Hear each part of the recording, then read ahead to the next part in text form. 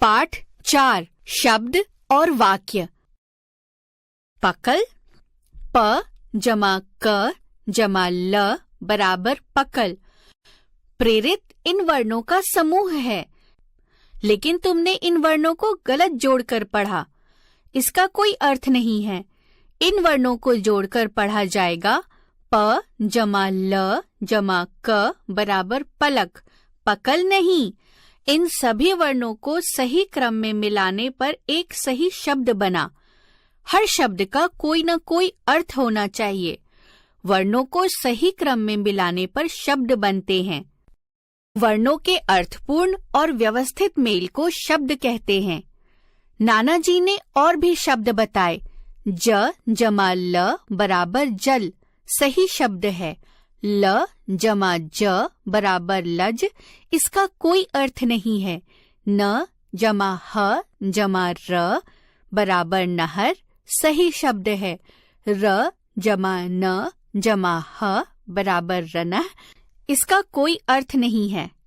श जमा ल जमा ग जमा म बराबर शलगम, सही शब्द है। म जमा ग जमा ल जमा श मगलश, इसका कोई अर्थ नहीं है। न जमा ट जमा ख जमा ट बराबर नटखट, सही शब्द है। ट जमा ख जमा ट जमा न बराबर टखटन, इसका कोई अर्थ नहीं है। यहाँ जिज्ञासा ने नाना जी को रुकने के लिए आवाज लगाकर कुछ बोला। नाना जी ने जब सुना तो जिज्ञासा और प्रेरित को समझाया कि जिज्ञासा, तुमने मुझे आवाज लगाकर बोला, आ रही हूं मैं नाना जी। ये गलत वाक्य है। तुमने शब्दों को आगे पीछे करके बोला है। इससे वाक्य का अर्थ समझना कठिन हो गया है।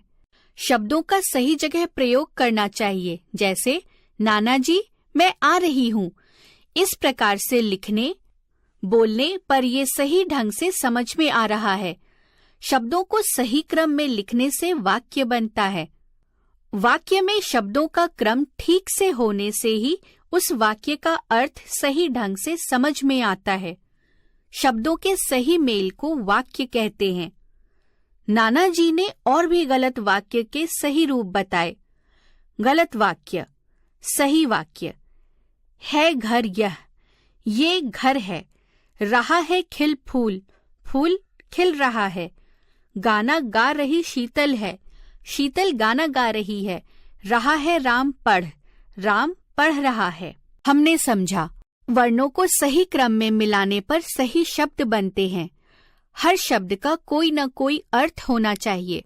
शब्दों को सही क्रम में लिखने से वाक्य बनते हैं। शब्दों का क्रम ठीक होने पर ही वाक्य सही ढंग से समझ में आता है। प्रत्येक सही वाक्य का एक निश्चित अर्थ होता है।